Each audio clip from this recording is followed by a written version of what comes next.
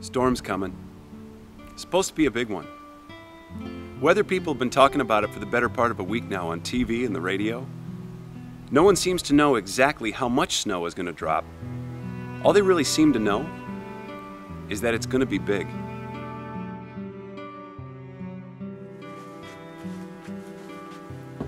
You know, storms are funny things in Minnesota.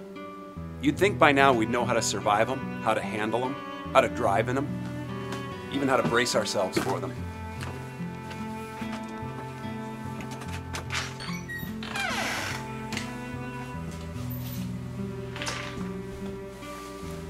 But every time a storm like this starts coming in, it's like the minute we hear about it, the second we hear about it, it's like we're experiencing it for the first time all over again.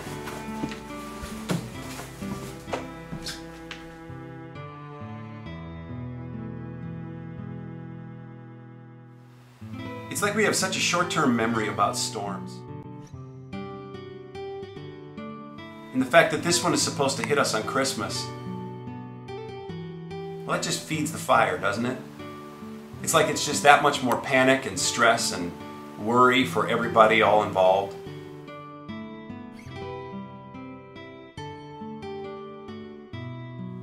Storms just mess with all of our plans at Christmas. It's like Christmas isn't supposed to be stormy. It's supposed to be peaceful and pretty, like a postcard, not getting slammed with a foot of snow. Storms just complicate everything at Christmas.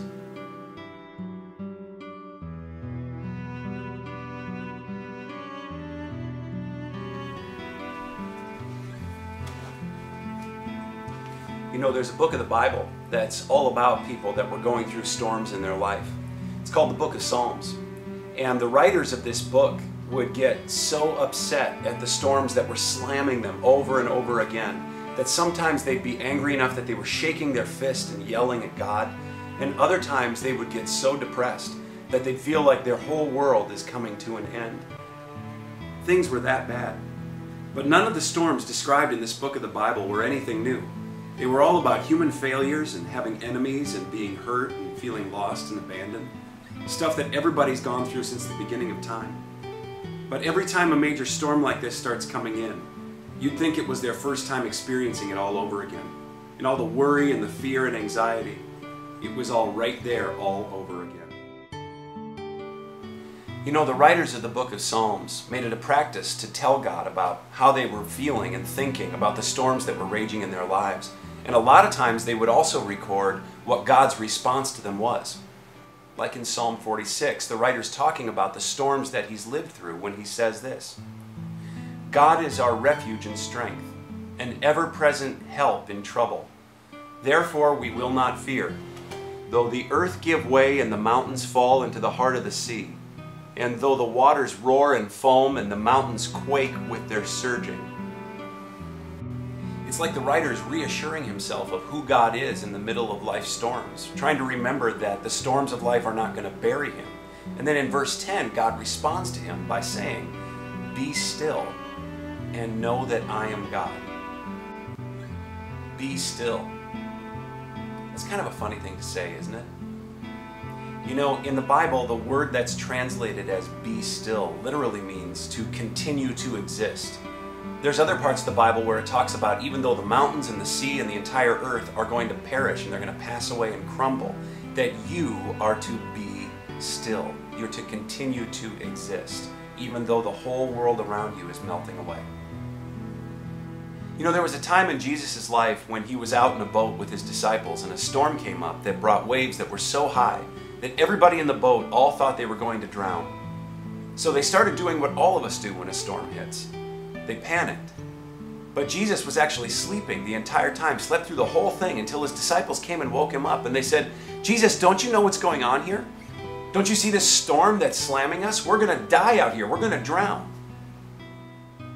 And Jesus got up, and the Bible says that he rebuked the wind and he rebuked the waves and he told them to be quiet, to be still. And then the wind died down and it was completely calm. And Jesus turned to his disciples and he said, "Why do you still have no faith? Why are you still so afraid?" Like, have you never seen a storm before?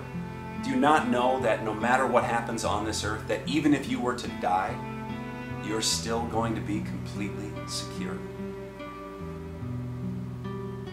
That's what it means to be still. It's way deeper than just stop worrying. It's continue to be still. Continue to live. Continue to trust. Continue to have faith. Another way to translate it is stop being stormy.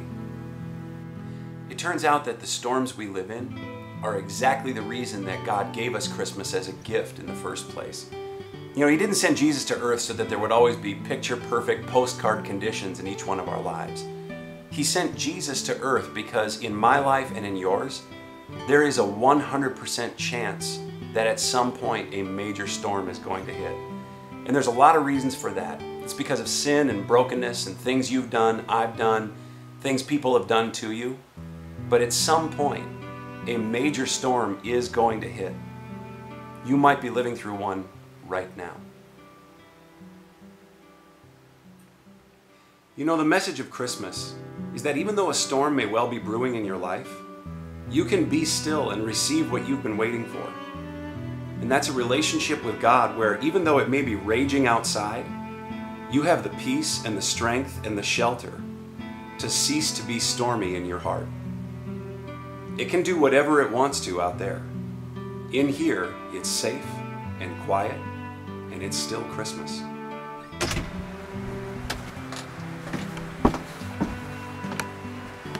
You know, maybe the storm that's coming this Christmas is the perfect thing to remind us to be still.